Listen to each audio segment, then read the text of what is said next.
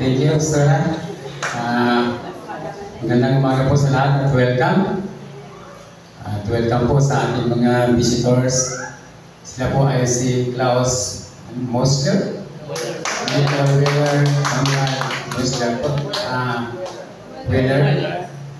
Welcome po sa Philippines at dito sa amin sa Foursquare Family, Bethel Church Foursquare Family. Welcome from sir? Germany. Welcome po. Salamat. Meron kami first time na bisita natin na foreigner. First time po. Thank you so much.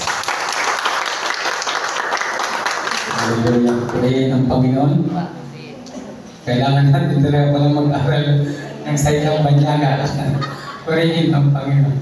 At ang ating pumawagan, ang ating pag-aaralan ay paano natin mahawakan ang pangako ng Diyos sa atin?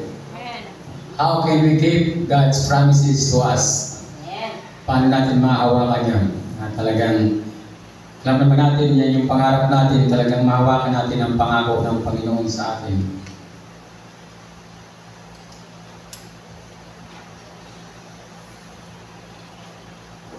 Talagang kailangan na ng laptop. Bilhin na laptop talaga na hindi hirap magpuklat-puklat.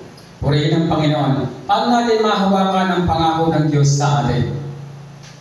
Salamat sa Panginoon. Alam po ninyo, si Abraham ay 25 years naghintay. Nung ma-meet niya ang Panginoon, pinangakuhan siya, magkakaanak kayo. Pero, di ba, ang tagal, 25 years siya naghintay. Pero naniwala si Abraham na mangyayari ang pangako ng Diyos sa kanya. At 25 years, tagal ano po sa atin bilang tao? Ang tagal, baka hindi ka na makapaghintay sa loob ng 25 years. 25 years bago niya nahawakan si Isaac. Diba, bago dumating yung pangako ng Panginoon. Tayo, 1 year pa lang, naiinip na tayo. Na? So, purihin ang Panginoon. Si Moises, diba, yung pangako na yung Kanaan sa kanila, pero hindi na nga siya nakarating doon sa lubong pangako dahil nagkamali siya nung hampasin niya yung bato doon sa ilang. At natanaw na lang niya. Pero nakamit niya yung pangako ng Panginoon na buhay na walang hanggan kasi siya ay sinama na ng Panginoon. Kung ating mong papasin, ang pangako po ng Panginoon dapat po ito ay mayroon talaga tayong pananampalataya sa paghihintay natin sa Panginoon. Dapat hindi ito ayon sa ating nararamdaman. Hindi sa ating nararamdaman tayo dapat mag-base. Siguro si Abraham, baka naramdaman niya, may edad na ako, paano kaya mangyayari ito?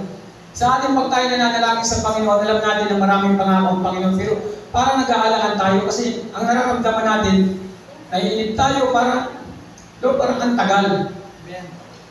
Anong paniniwalaan mo yung nararamdaman mo o yung sinabi ng Diyos sa iyo, kahit hindi mo siya nararamdaman, pero alam mo, nandyan siya sa iyo. Amen. Alam mo, kahit hindi mo siya nararamdaman, pero alam mo nandyan siya sa iyo. Dahil ang sabi ng Diyos, I will be with you always. And hindi niya sinabi na, I will be with you sometimes. Talagang sinasabi ng Panginoon, lagi ko kayong sasamahan, anak. Hindi lang minsan, kundi talagang laging sasamahan tayo ng Panginoon. Kaya kahit minsan parang hindi mo siya nararamdaman, maniwala ka, huwag kang magdududa sa Panginoon. Sa lahat ng pangako ng Diyos, dahil ito ay totoo. Totoo po lahat ng pangako ng Panginoon. Pag inuna mo ang Diyos, bago ang pera o kayamanan, ang kayamanan mismo ang papasok, lalapit sa iyo, at hindi lang yon, mabubuhay ka forever. Amen. Ang pangako ng Panginoon, buhay na walang hanggan. Yun po ang sentro ng pangako ng Panginoon sa atin. Kaya dapat bawat isa sa atin, gumagalaw tayo ayon sa kapurihan ng Panginoon. Bawat isa mahalaga, pero bawat isa kumikilos at yung pagkilos natin, nag-glorify po natin, na-worship natin ay ang Panginoong Hesus. Dapat po ang Panginoong Jesucristo, iniaangat natin, hindi tayo ang bida nito, kundi ang Panginoong Jesucristo na siya dapat lagi natin ibinabahagi, isinisir sa lahat ay ang Panginoong Hesus. Hindi po tayo, kundi ang Panginoong Hesus, siya po ang bida dito. Baga nung sila Moises ay naglalakbay sila papunta sa lupang pangako, si Moises, ano mang pinagdaanan nila, ang masarap sa Panginoon, pag alam mo ang pangako ng Panginoon sa iyo, ano mang pinagdaraanan mo, Panginoon ang magpapakain sa iyo. Panginoon na magpapala sa iyo hanggat hindi ka nakararating sa pangako ng Diyos sa iyo. 40 years silang pinakain ng Panginoon sa ilang. Hindi nasira ang kanilang mga sandalyas, hindi nasira ang kanilang kasuotan. Kung wala ang presensya ng Diyos, maaaring wala nga isang taon, sira ang damit ng tao eh. Pero sila hindi nagkasakit. At sila po ay sinamahan palagi ng Panginoon. Kaya kung tayo ay may Espiritu ng Panginoon, ibang klaseng lakas, ibang klaseng talento, ibang klaseng puso ang gumagana sa atin. Kaya natin maglingkod kahit ano pa ang pinagdaraanan natin. Walang maliit na tao pag sa Diyos ka naglingkod. Pag ang Diyos ang tumawag sa iyo, hindi mo pinsabihin, simpleng tao lang ako, wala akong magagawa, maliit na tao ako, wala akong kakayanan. Pag ang Diyos po ang tumawag, walang maliit na tao o walang maliit na kakayanan pag tinawag ka ng Panginoon. Pag tinawag ka ng Panginoon, maglingkod ka. Pag tinawag ka ng Panginoon, ituto mo na. Ibigay mo na sa Kanya yung 100% na paglilingkod sa Panginoon para maranasan mo ang biyaya mula sa Panginoon. At wala po tayong ibang model sa ating paglilingkod kundi ang Panginoong Hesus. Siya po ang ating modelo. Siya po dapat ang ating gagayahin. Siya po dapat ang ating susundan. Siya po dapat ang palaging nasa unahan natin, ang Panginoong Hesus. Para makamit po natin ang pagpapala mula sa Diyos. Mahawakan natin ang mga biyayang pangako ng Panginoon sa atin. Dapat ang Panginoong Hesus ang ating model. Siya ang ating sinusundan. Siya ang ating nasa unahan. Siya ang lagi natin tinitingnan at nakapokus ang ating paningin sa Panginoong Hesus. Ano ba yung mga ginawa ng Panginoong Hesus nung siya narito pa sa lupa? Nung ano ba mga tinuturo ng Panginoon? Ang sabi po sa Matthew 6:29, lumayo siya ng kaunti, nagpatira pa siya at nanalangin, Ama ko, kung maaari po, ilayo ninyo sa akin ang upang ito ng paghihirap. Ngunit hindi po ang kalooban ko, kundi ang kalooban ninyo ang mangyari. Nananalangin ang Panginoong Hesus kasi bilang tao, nasasaktan siya, nararamdaman niya yung paghihirap, yung suffering, nararamdaman niya, parang ang bigat, di ba bilang tao? Kasi yung time na yun, hindi siya Diyos. Nagkatawang tao siya. Kung ano yung nararamdaman natin sakit, ano yung nararamdaman natin sa ating sarili pag tayo nasasaktan, yun po ang nararamdaman ng Panginoong Hesus ng time na yun. Kaya sabi niya diyan, lumayo siya ng kaunti, nagpatira pa siya at nanalangin, Ama ko, kung maaari po, ilayo ninyo sa akin ang kupang ito ng paghihirap. Kumbaga, yung paghihirap, hirap na hirap siya, nararamdaman niya yung tinding hirap. At hindi po basta hirap ang kanyang naramdaman that time. Pero talaga pong sabi niya, kalooban mo ang mangyari at hindi ang kalooban mo. Lagi pong sinasabi niya, narito siya hindi para sa kanya, kundi sa kalooban na naman. Sana po yun ang nasa puso natin. Sana yun ang nakapaloob sa puso at isipan natin ang kalooban ng Panginoon. At dapat ito yung sinusundan natin. Dapat siya yung model natin. Siya yung ating nasa unahan at siya palagi ang ating tinitingnan. Amen. Ang sabi po sa John 4, chapter 4, verse 34, sinabi sa kanila ni Jesus, ang pagkain ko ay ang tuparin ang kalooban ng nagsugo sa akin at tapusin ang pinagagawa niya sa akin. Sabi niya, ang pagkain ko ay tuparin ang kautusan na nagsugo sa atin. Sa atin pong pinapakita ng Panginoong Hesus bilang model natin, dapat ganun po tayo. Dapat ang sentro ng ating paglilingkod ay ang Panginoon. Ano man yung mga bagay sa ating buhay, dapat hindi ito ang mas mahalaga. Kasi nga sabi ko pag inuna mo ang Panginoon, yung lahat ng blessing, susunod lang sa iyo. Kasi sabi niya sa Matthew 6:33, pag inuna mo ako, ibibigay ko yung pangailangan mo. Ibibigay ko yung pagkain mo, pananamit mo, lahat ibibigay ng Diyos. At yan po ay nung nangyari din, nung sila ay naglalakbay mula sa Ehipto papunta sa lupang pangako, pinakain sila ng Panginoon. 40 years, hindi sila nasiraan ng damit at hindi nasiraan ang kanilang mga sandalyas. Sa ating pong paglilingkod, pag siya po ang pinahalagaan natin, sinabi sa kanila ni Jesus, ang pagkain ko ay ang tuparin, ang kalooban ng nagsugo sa akin at tapusin ang pinagagawa niya sa akin. Amen. Napakasarap po kung meron tayong pusong ganyan. Meron tayong kaisipan na kabuon sa pinagagawa ng Panginoon. Para mga sundalo, ang sundalo po hindi pinahahalagahan pagkamat sila ay may sariling buhay, pero ang mahalaga sa kanila yung mission nila. Amen. May isa akong napanood na pelikula, talagang mga sundalo sila para makangler nila yung lugar na kanilang papasukin. ay mahirap yung daan, maraming matitinik, mga alambre. Yung iba tumaob. Tumaob sila doon dito, dumaan sa likod nila. Yung kanilang mga kakampi para makatawid sa kabilang pader. Sila ang dinaanan ng silbing tulay. Hindi na sila nakaalis doon. Talagang yung kanilang buhay, inanay nila. Kasi ang mahalaga ay yung ating ginagawa para sa Panginoon at laging natatandaan, Panginoon naman Diyos, pagpapalain ka ng Panginoon. Hindi papayag ang Diyos na hindi kanya pagpalain. Kaya tayo po'y magtiwala sa Panginoon at mayroon pong reward ang Diyos sa atin. Ang sabi po sa John 6:33 ay 38, ako'y bumaba mula sa langit, hindi upang gawin ang sarili kong kalooban, kundi ang kalooban niya na nagsugo sa akin. Dapat lagi po ang Panginoong Hesus ang ating sinusundan. Siya dapat ang ating modelo sa mundong ito dahil siya po ang hindi nagkasala ng minsan. Dapat siya lagi ang ating tinututukan. Siya lagi ang ating tinitingnan. Hindi po tayo maililigaw. At sabi niya, ako'y bumaba mula sa langit, hindi upang gawin ang sarili kong kalooban, kundi ang kalooban niya na nagsugo sa akin. Purihin ang Panginoon. At talaga po ang kalooban niya, ang sinusunod ng Panginoong Hesus, ang kalooban po ng Ama. At yun po ang dapat natin sundan, ang Panginoong Hesus. Yung lagi ang kalooban ng Panginoon, ang siyang lagi nasa puso natin. Siya lagi natin inuuna, siya lagi natin ginagawa. At tayo po ay pagpapalain ng Panginoon. Siya po ang model natin na dapat sundan, siya ang tunay nating tagapagligtas, at siya po ang makapangyarihan sa lahat. Ang sabi po sa Roma 5 verse 19, sabi niya, sapagkat kung naging makasalanan ang marami dahil sa pagsuway ng isang tao, marami rin ang namawalang sala dahil sa pagsunod ng isang tao. Kung tayo may nagkasala dahil sa pagkakasala ni Adan nung kauna-una, pero nung dumating ang Panginoong Hesus, tayo po ay naligtas. Tayo po ay talagang nasa kumunoy at tayo po ay walang kakayanan para iligtas ang ating buhay. Pero dahil sa Panginoong Hesus, tayo po ay naligtas. Tayo po walang kabuhay-buhay, nagkaroon ng pag-asa sa mundong ito dahil sa Panginoong Hesus. Napakahalaga po ng itinuturo ng Panginoong Hesus. Kaya po siya po ang dapat nating sundan. Siya ang ating modelo sa ating paglilingkod sa Panginoon. Siya po ang ating, sabi ka nandiyan, sabi niya, hindi ka makarating dun sa Ama, kundi sa pamamagitan ko.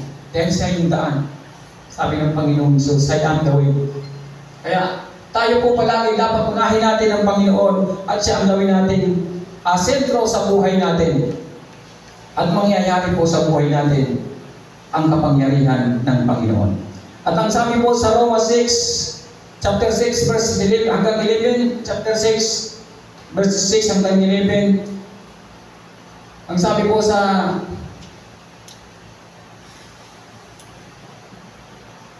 Roma 6, chapter 6, verse hanggang 11,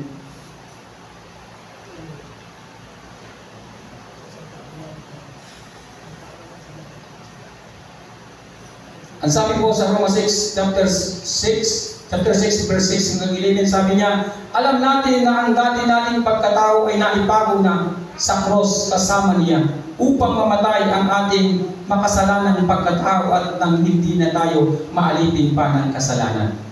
Dapat po sa pagtanggap natin sa Panginoong Hesus, dapat kasama na ibago yung ating dating pagkatao. Yung lumang pagkatao natin wala na. Yung ngayon yung bago na tayo at ang Panginoong Hesus ang ipinamumuhay natin. Yung po dapat ang ginagawa natin, ang Panginoong Hesus dapat ang ipinamumuhay natin. Kaya sabi niya, alam natin na ang ating pagkatao ay naibago na sa cross, kasama niya upang na mamamatay ang ating makasalanang pagkatao at nang hindi na tayo maalipin pa ng kasalanan. Nang mamatay po ang Panginoong Hesus, nakasama na rin tayo na ibago ang ating makasalanan laman. At nung siya muling nabuhay, tayo po'y nagkaroon ng buhay, kaya dapat lang na gamitin natin ang ating katawan, ang ating paglilingkod sa Panginoon. Sabi sa verse 7, sapagkat ang namatay na ay pinalaya mula sa kapangyarihan ng kasalanan. Kung tayo po ay namatay na sa ating dating pagkatao at ang nabubuhay ang Panginoong Hesus, yan po ang tagumpay. ng ating paglilingkod sa Diyos. Amen. Kasi ang patay kahit sipain mo, hindi yan gaganti. Pero pag ikaw ang nabubuhay sa sarili mo, nakaakma pa lang yung sipa, nauna ka pang sumipa. Baka mas mabilis ka pa sumipa kasi sa sisipa sa iyo kasi yung sarili mo ay buhay na buhay sa iyo at hindi ang Panginoong Hesus. Ang sabi sa verse 8, kung tayo'y namatay ng kasama ni Kristo, naniniwala tayong mabubuhay rin tayong kasama niya. Kaya sabi kanina ng verse ni Pastora, ang mabuhay sa Panginoong Hesus at ang mamatay ay kapanginabangan. Ang sabi niya, kung tayo'y namatay ng kasama ni Kristo, naniniwala tayong mabubuhay rin tayong kasama niya. Salamat sa Panginoong Hesus. Yung tao walang pag-asa, nagkaroon ng tunay na pag-asa dahil sa pagkamatay ng Panginoong Jesucristo. Ang sabi sa verse 9, alam natin si Kristo'y na muling binuhay ay hindi na muling mamamatay. Wala nang kapangyarihan sa Kanya ang kamatayan. Kailanman po hindi na mamamatay ang Panginoong Hesus. Kaya lahat ng nagpag-isa sa Kanya ay hindi na mamamatay, kundi magkakaroon ng buhay na walang hanggan galing sa Ama. Salamat po sa Panginoon. Sabi niya, nang siya'y namatay siya ng minsanan para sa lahat ng panahon. Dahil sa kasalanan at ang buhay niya ngayon ay para sa Diyos. Purihin ang Panginoon. Minsan lang namatay ang Panginoong Hesus. Hindi po siya taon-taon na mamatay. At nung tayo po ay nakasama na ng Panginoong Hesus pag tinanggap mo siya, may buhay po tayo. Yung buhay na walang hanggan yun talagang walang pwede maitumbas sa tindi ng pagmamahal ng Diyos sa atin. Sabi niya sa verse 11, kaya dapat ninyong ituring ang inyong sarili bilang patay na sa kasalanan, ngunit buhay para sa Diyos sapagkat kayo'y nakipag-isa na kay Kristo Jesus. Dapat daw po ituring natin patay na ang ating mga sarili sa kasalanan. Ibig sabihin, hindi na natin ginagawa yung mga dati natin ginagawa. At tayo nabubuhay ayon sa kalooban na ng Panginoon. Yun ang ating ginagawa ay kalooban ng Panginoong Hesus na siya pong tinuturo sa atin. Sabi ko nga, siya yung ating model. Siya yung ating susundan. Siya yung ating, siya yung sentro. Doon ka lagi nakatingin sa Kanya. Pag nakakapit ka sa likod ng Panginoong Hesus, kahit nakapikit ka, alam mong ang pupuntahan mo ay tamang daan. Ligtas ka sa lahat ng kapamakan at patuloy ka pang pagpapalain ng Panginoon. Ang sabi niya sa Roma 6, chapter 6, verse 12 hanggang 14, ang sabi niya rito, huwag na ninyong paghariin ang kasalanan sa inyong mga katawang may kamatayan upang hindi na ninyo sundin ang masamang hilig nito. Ang sabi niya rito, huwag na ninyong paghariin ang kasalanan sa inyong mga katawang may kamatayan upang hindi na ninyo sundin ang masamang hilig nito. Salamat sa salita ng Panginoon. Huwag na ninyong paghariin ang kasalanan. Huwag natin siyang paboran. Ang kasalanan sa ating katawan para tayo po ay talagang hindi magawa yung mga hilig ng laman. Ang hilig ng laman ay yun po yung mga hilig ng mundo. Kaya dapat po ay hindi na yun ang ating ginagawa. Sabi niya sa verse 13, huwag na ninyong ipailalim sa kapangyarihan ng kasalanan ang alinmang bahagi ng iyong katawan bilang kasangkapan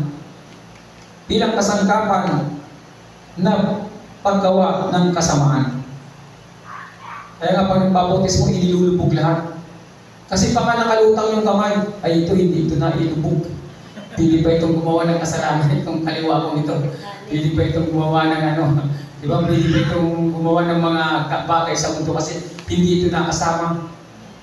Yung mga mata natin kung tumingin talaga namang matindi, ba? Dapat kasama po yan sa pagbabago. Sabi dito, ang sabi dito ng Panginoon, sabi niya, huwag na ninyong ipailalim sa kapangyarihan ng kasalanan ang alinmang bahagi ng inyong katawan bilang kasangkapan sa paggawa ng kasamaan. Sa lahat ng bahagi ng ating katawan, simula sa ulo hanggang sa talampakan, mata, tainga, lahat dapat. Di ba? Karamihan kasi pag video na dinidikit tayo, sabi.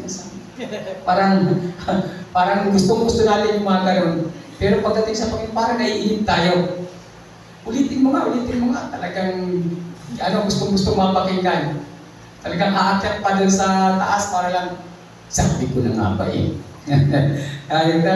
Dapat huwag daw natin yung lahat ng bahagi ng ating katawan, dapat huwag natin hayaang magamit sa pagkakasala. Patuloy tayo magpabago sa Panginoon at ang sundan natin model ay ang Panginoong Hesus. Kaya sabi niya, sa halip, pasagop kayo sa Diyos bilang mga taong namatay na at muling binuhay at inihandog ninyo sa Kanya ang inyong katawan bilang kasangkapan sa kabutihan. Dapat ito na po yung ginagawa natin. Yung mabubuting bagay, yung magagandang bagay, yung bagay na kalugod-lugod sa Panginoong Hesus. Yung kalugod-lugod. Kaya nga sabi ko, ang Panginoong Hesus ang model natin. Ano ba yung ginawa niya? Ano ba yung mga example na Kanyang pinakita sa atin nung siya narito pa?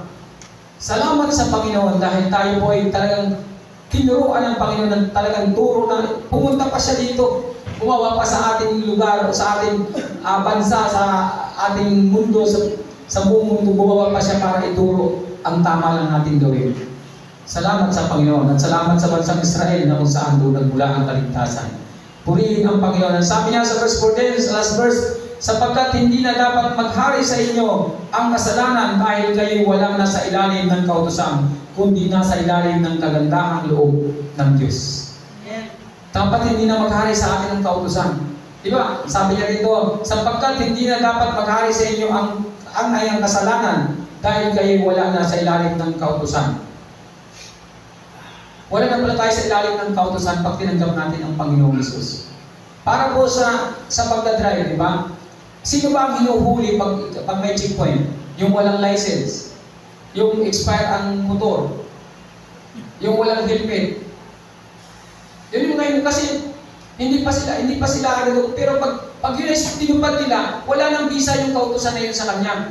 Yung kautusan na bawal ang walang license, walang permit ang yung motor, walang helmet, wala na pong kapangyarihan yung kautusan na yun. Lalampasan lang niya yun. Kasi tumupad na siya ron. Kaya ang sabi ng Panginoon, pag tayo nakipag-isa sa Panginoong Hesus, sapagkat hindi na dapat maghari sa inyo ang kasalanan dahil kayo wala na sa ilalim ng kautusan.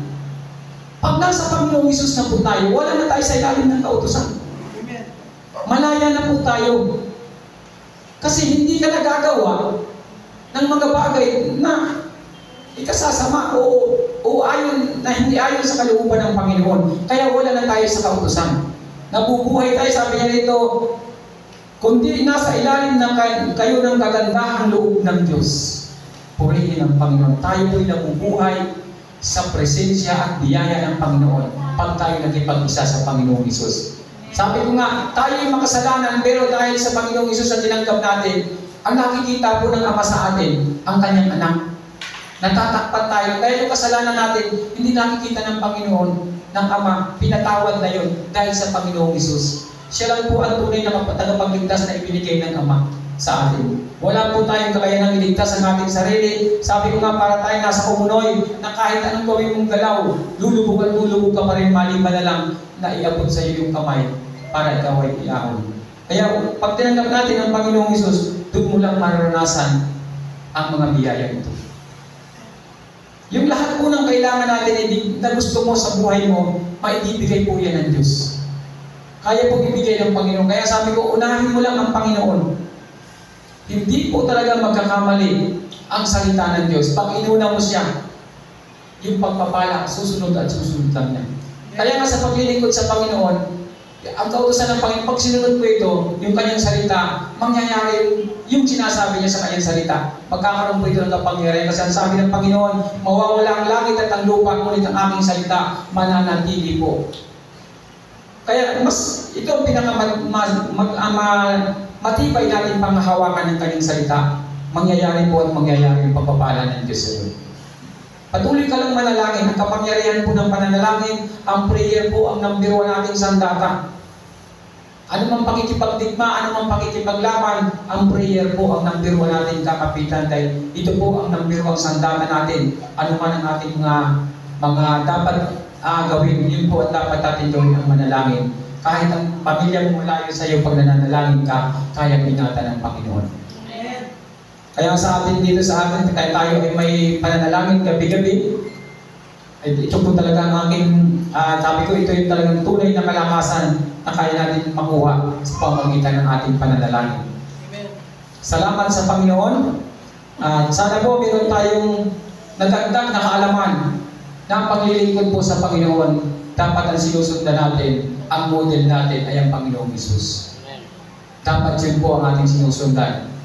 Hindi kung sino, hindi si pastor, hindi kung sino, kundi ang Panginoong Hesus. Ang kanya po mga salita, ang dapat nating sundin. Siya po ang dapat, sabi ko nga, ito yung isang truth na dapat nating sundan. Ito ang dapat na, ito ang katotohanan, hindi piling mabalik kahit sino man. Ito ang tunay na makakapagligtas sa tao ang salita ng Panginoon. Eh sabi ko nga, pag araw-araw ka nagbabasa ng salita ng Panginoon, araw-araw mo siyang kausap, pag humilig ka sa Panginoon, kalahati pa lang yung pinapanggit mo, alam na ng Diyos ang gusto mo.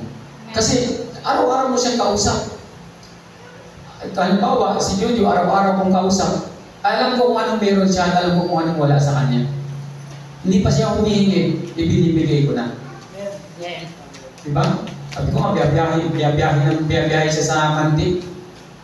Alam ko rin kailangan niya kung ano. Diba? Hindi pa kanya sinasabi, pero nakaprepare na. Iaabot na lang.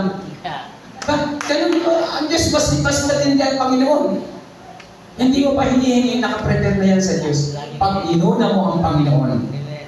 Pag inuna mo ang Panginoon. At ang Diyos pag nagbigay, pag ang kailangan mo 5,000, ang ibinibigay 5 million. Amen. Laging sobra. Kasi tayo po yung channel of blessing. Dapat pag dumaan sa atin, ay dumadaloy. Alam po ninyo yung tubig na yung stagnant, yung hindi naaalis sa isang lugar, bumabaho yan, nabubulok. Pero yung umaagos, maganda yan, piling inumin. Kaya ang blessing po dapat pinapadaloy. Pinapadaloy ang blessing. Pag dumaloy ang blessing, ikaw lang yung dinadaanan. Ang sarap kasi puro bago ang sayo. Mamimili ka lang. Ito muna akin. Hiwalay ko na ito. Mamimili ka na lang pagdaan. Ang hirap naman sa atin sa Kristiyano kasi kuminsan, dumaan na yung blessing. Ang bagal tumampot. Dumadaan na, ayaw pang damputin. Hindi naniniwala sa blessing. Dumaan na yung blessing. Panginoon, ngayon dumaan na, ayaw pang damputin. Natatakot. Para isang tao na nanalangin, may nagkaroon ng baha sa kanila, Panginoon. Iligtas mo ako. May dumaan na bangka, sakay ka na. Hindi sumakay. Hanggang dito na yung tubig. May dumaan na yung bangka, ayaw sumakay. Ililigtas ako ng Panginoon ko. Maya-maya, hanggang dito na, may helicopter na nilagay yung ano. Ayaw pa rin. Sabi niya, hindi, ililigtas ako ng Diyos ko. Namatay. Nung mamatay, sabi niya, Panginoon, ba't hindi mo ako iniligtas? Sabi niya, anak, 3 beses ako nagpadala. Panginoon, yung Panginoon talagang hinihintay niya na bumaba. Dapat po maging matalim tayo. Yung wisdom na ibinigay ng Panginoon, alam natin kung ano natin gagamitin. Ay di namatay siya. Kaya dami na, 3 na binigay ng Panginoon. Last yung helicopter para siya makaligtas. Hindi pa, baga, ang salita po ng Diyos, ang bulong ng Panginoon. Sabi ko nga, ang boses ng ama mo, kahit tumungtok lang sa pintuan, alam mo kung sino. Ay, si Papa yan. Pag tunay na ama mo, alam mo kung ano. Yung amoy lang, alam mo eh. Diba? Kahit pikit ka pa, pag inamoy mo, alam mo kung Papa mo. Tayo po bilang mga anak ng Diyos, alam na alam natin ang boses ng Panginoon. Alam na alam natin ang boses ng Diyos. Kaya pag ang Diyos ang tumawag, huwag ka nang mag-alinlangan. Lahat kaya niya ibigay sa iyo. Kaya sabi ko, ang Diyos po ang katagumpayan ng lahat ng ating mga pangarap sa buhay. Sundin natin ang gawin natin model sa ating buhay, sa ating paglilingkod, ang Panginoong Hesus. Kaya din manalangin. Father God, maraming salamat po, Ama, sa iyong mga salita ngayong umaga, Panginoon. Dalangin ko, Lord, ito'y mabuhay, tuloy mo sa aming mga puso, maipamuhay namin, Panginoon. At ikaw po ang aming model, ikaw po ang dapat namin sundan. Lord, maraming salamat po, Ama. Ang dalangin sa pangalan ng Panginoong Hesus. Amen.